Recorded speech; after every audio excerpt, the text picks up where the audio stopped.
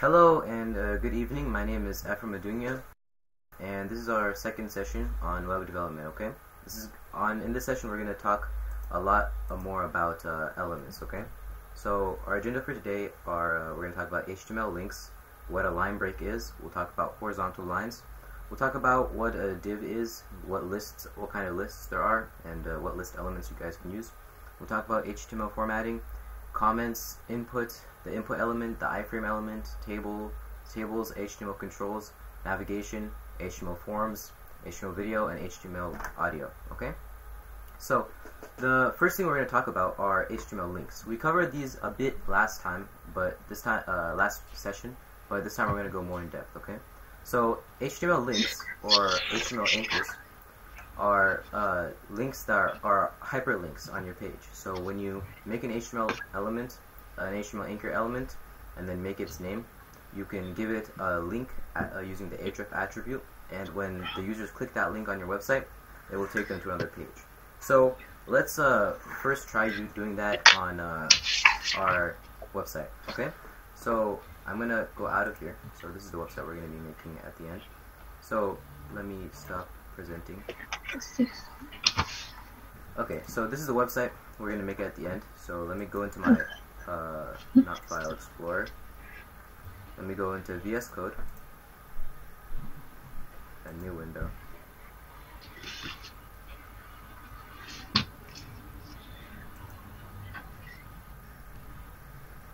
me close this one.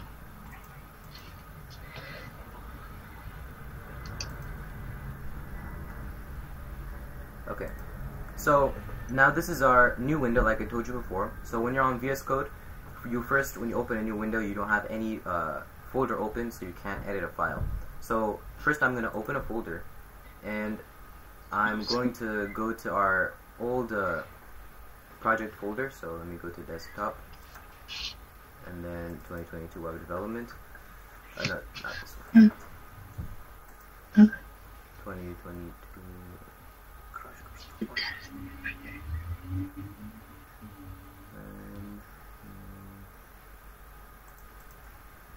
No, not this one. Let me open it from the. Let me actually open it from the File Explorer. So there we go. We have 2022 web tutorial. Okay. So now let me copy this path. Now go back. I'll open folder and paste it inside the top. Okay. So now we're in the right one. So over here we have our lab folder. This folder is the one where you guys were doing your HTML lab with my dad, and this is our class folder. We're gonna use that for our class session today. So now we have opened the folder, and we're gonna make a new HTML file. Second, let me wait for this. Okay, now we're gonna just call it home.html. Okay, an example name. So like I told you before, we can just write HTML inside a notepad, but we use VS Code because that lets us do our job easier. So one of the tools that VS Code gives us, other than text completion, is that we can use Emmet abbreviations. An Emmet abbreviation is a type of text completer that VS Code made specifically for HTML. So if we want to use it, for example, one thing you can do is press an exclamation. So and then when you click Enter, after you press the exclamation mark, it will write all the HTML starting code for you. Okay? We can delete this. These are not required, and we can delete the .type HTML at the top. So what the Emmet abbreviation did for us was it wrote out all of the code that's called boilerplate code. Boilerplate code is code that you just have to write every single time. So VS Code, the people who made VS Code, they decided that because you have to write it every single time, they made it easier for you so you can write it all at once. So the name of our page will be home in the title, like you guys learned before. And we're going to start by making the A tag, okay?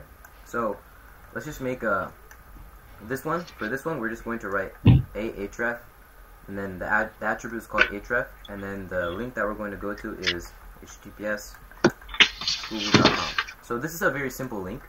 So now let me open this inside File Explorer, and then wait for it to load, and then double click it. Okay, so now we have our page visible in HTML in our website, but there's no text. We don't see anything on the page. So because of that, because the reason we can't see anything on the page is because we haven't written any text inside the A element. So for this element, we're going to write link. So when we go back and refresh the page, what we're going to see is a word link, links. I'm just going to change it to link. That is supposed to, and that text will be blue and underlined, and when we click it, it will take us to google.com. So if I go back and then I refresh it, now we see the text, right? So if we hover over it, in the bottom corner of my screen, right here, make sure to look right here, you can see that Google Chrome is telling you that it's a link to https://google.com. So if I click it, look what happens. I'm taken to Google now. You see? So that's just one way that we can use a link. So another way that we can use an HTML anchor tag is that we can navigate between HTML pages. We can navigate between our own HTML pages. So let me exit out of this presentation again. Let me go back to VS Code. So look, let's say I make another HTML file. So let's call this contact us.html. So this page is supposed to be a page for us to be for users to contact us when they see the website. So we're going to use the Emmet abbreviation again, and then it will fill it out, and then we'll say contact us at the top, and then we can delete this extra stuff again, and delete this too. Okay, so now let's add some a title text. I think you guys already know this. So it's going to say contact us, so that users see that when they go to the page. So now we have a contact us page and a home page. So let me go back and refresh it. So you see nothing changed right now. That's because these pages are not linked yet. There's nothing connecting them to each other. So in order to connect them to each other, you have to go back, and then over here, instead of writing HTTPS, we're going to just write the name of the file. So we're going to write contact us.html. Okay? So now that we wrote contact us.html, notice we didn't put HTTPS and then put the colon and then the 2 forward slashes. If we did, that means that the computer would look for a website called contactus.html on the internet, and then it would try to present that to you guys.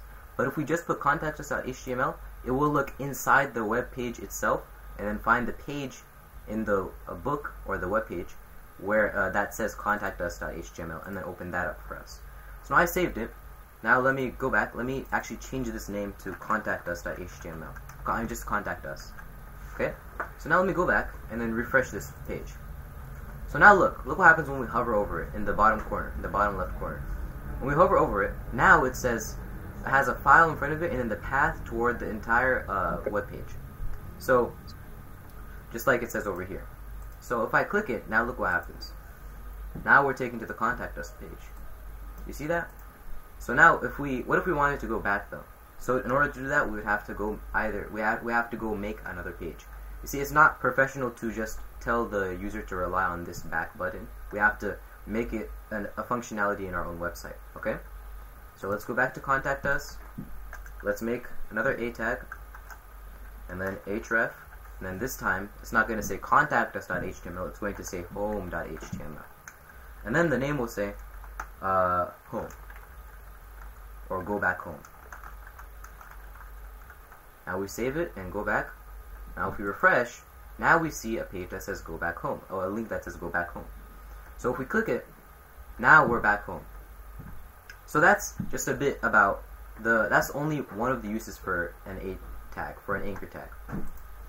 So now let me go back to the presentation. So now we've learned about navigating between HTML pages. Now we're going to talk about navigating on an HTML page itself. You can use anchor tags to navigate around a single HTML page. So now let's go back to our home page. So let's say we put one title here that said home, or yeah, an h1 tag, and then this will say home. Welcome home. Okay, so now let's go back to this page and then refresh the page. It's welcome home, right? So that's only a bit of content on our page. When you guys make bigger and bigger web pages, you'll notice that your pages will have so much content. Let's say if I add all these pages, if I add all these elements, and then if I go back and then refresh, look, they go all the way down, and then the page starts scrolling, right? Because there's so much content on the page that the web page has to start making it scroll. So let's say I want a button that will be over here, and when the users click the button, it will automatically scroll them down to this element, to the bottom of the page, so that they don't have to scroll a lot. You'll see that sometimes pages like Wikipedia or essay pages, they let you have a bottom and up buttons, links that let you go to the bottom or the top of a page when you want to. So let me go try doing this. So I'm gonna go over here. I'm going to do something called use an attribute. I'm going to give an element an attribute. So let's go to the bottom. So one of the attributes I told you an element can have is an ID attribute. Okay?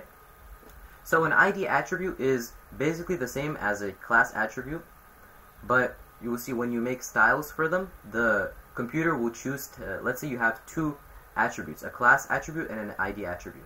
Okay? And you have two different styles for both of the attributes, for both an ID and a class attribute. The ID attribute will be taken more importantly than the class attribute. Okay? You'll learn more about that in the future. So I'm just going to give this h1 element the ID attribute, ID equals, and then let's just call it last. Okay? We'll call it last because this is the last element. Okay? Now I'm going to go back to this a tag. I'm going to make an a tag, and I'm going to call it bottom, or go to the bottom. Okay? Now I'm going to give this a tag, I'm going to give it a style, a href attribute, and this time instead of giving it a file name or a website name, I'm going to give it an ID name. And the way that we tell the computer that this is an ID is that we use a hashtag before the ID, okay? So you write hashtag, and then we write last, the name of the ID, okay? So now we wrote last. What will happen is, you'll see. Now I'm going to go back, I'm going to refresh the page, and now at the very top we have a link that says go to the bottom. So what do you think will happen when I click go to the bottom? Let me see, I click it, and look, I immediately go to the bottom, right? So this is one of the things you can do with HTML. Now let's try making it go back to the top. So I'm going to just copy this entire line. So by the way, with VS Code you don't have to highlight the entire line. You can just copy anywhere on the page without selecting anything, and it will copy the line for you. So now I'm going to go all the way to the bottom, and I'm going to change this a tag's name to go to the top. Okay? And then I'm going to give it an ID called top. Okay? So now let me go back to the top element, and then I'm going to give this element an ID called top. Okay? So now if I go back and then I refresh the page, so I'm going to click go to bottom. Now I'm at the bottom, and now if I click go to top, what do you think will happen? I go right back to the top element. Notice how when I go back to the top, it doesn't go right here. It goes exactly under this actually top element. So why is that? That's because I gave the ID top to only this element, not to the a tag element. If I give this a tag element the top ID, and then I refresh, look what happens. Now I go straight to the top. Before, it would only go right here. It would go exactly under the a tag, because that's not the element that has the ID top. Okay? So you can navigate anywhere on the page you want to. So now let's see. Look at what happens when we click this. When we click these buttons, it just immediately sticks to the top or sticks to the bottom, right? It's not very smooth. So one way that we can make it smooth is use a style. Okay? We learned about styles before. So a style is another attribute that you can add to an element. So let's give the HTML an element, a style. Okay? So I'm going to type style attribute. And then the style that I'm going to give it is called scroll behavior. Okay? And the name that I'm going to change the scroll behavior to is called smooth. Okay? So I wrote the property name, and then I wrote the value, and then I wrote a semicolon. Okay? With a colon. So scroll behavior smooth will make the entire HTML page scroll smoothly. That's because this scroll bar is on the HTML element. Okay? So now if I save this, then if I refresh the page, now, let me click go to the bottom. What do you think will happen when I click go to the bottom? You see how smoothly it went to the bottom? Now if I could go to the top, you see how smoothly it went to the top? So that's another thing that you can do with the A elements. So I think that's enough with the A elements. Now we're going to go back to our presentation. Now we're going to learn about divs. So actually let me stop recording.